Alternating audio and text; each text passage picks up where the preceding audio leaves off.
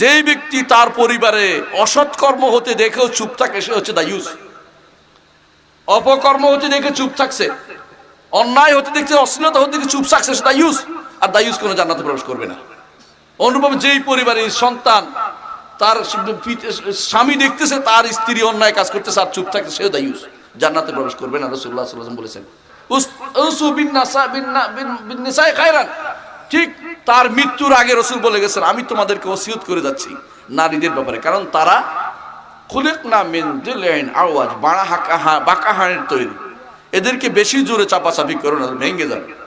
তাদেরকে সাবধানে দুনিয়াতে চলতে বলেছেন। কিন্তু নারীরা বেশি দুনিয়ার মুখী হয়ে যাচ্ছে। এদেরকে আপনারা সময় মতো বিয়ে দিবেন, পাত্রস্থ করবেন, মেয়েদেরকে দেরি করাবেন না, দেরি করাবেন না, প্রতিষ্ঠিত হওয়া চিন্তা করবেন না। নারীর জন্য সবচেয়ে ভালো জায়গা হচ্ছে তার স্বামীর ঘর। স্বামীর ঘর হচ্ছে